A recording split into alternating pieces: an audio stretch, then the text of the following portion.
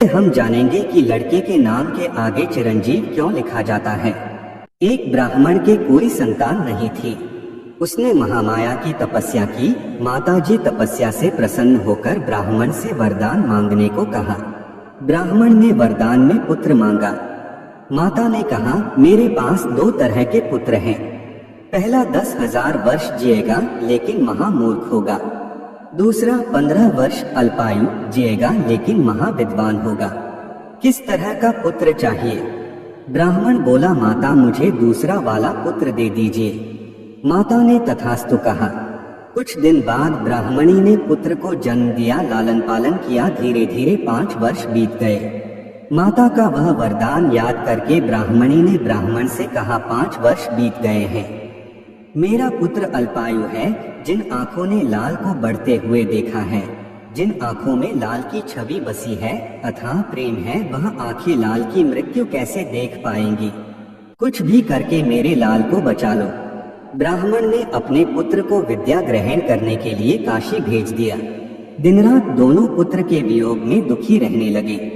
धीरे धीरे समय बीता। पुत्र के मृत्यु का समय निकट आया। काशी के एक सेठ ने अपनी पुत्री के साथ उस ब्राह्मण पुत्र का विवाह कर दिया। पति पत्नी के मिलन की रात उसकी मृत्यु की रात थी। यमराज नाग रूप धारण कर उसके प्राण हरने के लिए आए। उसके पति को डस लिया। पत्नी ने नाग को पकड़ के कमंडल में बंद कर दिया। तब तक उसके पति की मृत्यु हो गई। पत्नी महामाया की बहुत बड़ी भक्त थी। वह अपने पति को जीवित करने के लिए माँ की आराधना करने लगी। आराधना करते करते 1 माह बीत गया। पत्नी के सतीत्व के आगे सृष्टि में त्राहि त्राहि मच गई। यमराज कमंडल में बंद थे। यमलोक की सारी गतिविधियां रुक गईं। देवों ने माता से अनुरोध किया और कहा, हे माता, हम लोगों ने यमराज को छुड़ाने की बहुत कोशिश की लेकिन छुड़ा नहीं पाए। हे जगदम्बा, अब आप ही यमराज को छुड़ा सकती हैं। माता जगदम्बा प्रगटी और बोली, हे बेटी, जिस नाग को तुमने कमंडल में बंद किया है वह स्वयं यमराज हैं। उनके बिना यमलोक के सारे कार्य रुक गए हैं। हे पुत्री, यमराज को आजाद कर दो। माता के आदेश का पालन करते हुए दुल्हन ने कमंडल से यमराज को आजाद कर दिया। यमराज कमंडल से बाहर आए। माता को तथा दुल्हन के सतीत्व को प्रणाम किया।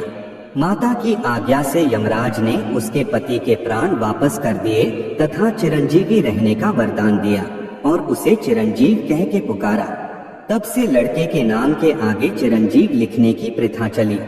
अब हम जानेंगे लड़की के नाम के आगे आयुष्मती क्यों लिखा जाता है।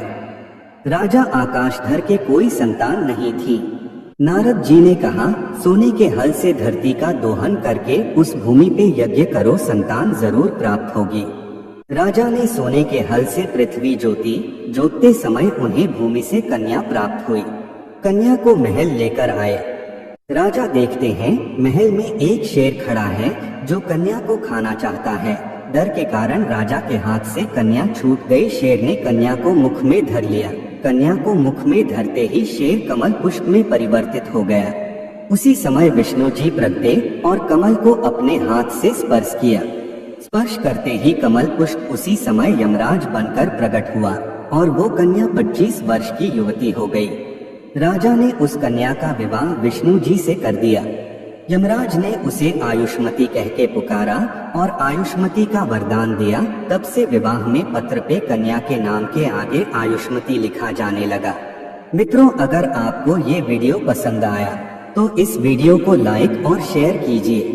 एक प्यारा सा कमेंट कर दीजिए और अगर आपने अभी तक इस चैनल को सब्सक्राइब नहीं किया है तो अभी सब्सक्राइब कर लीजिए। इस वीडियो को अंत तक देखने के लिए आपका हृदय से धन्यवाद।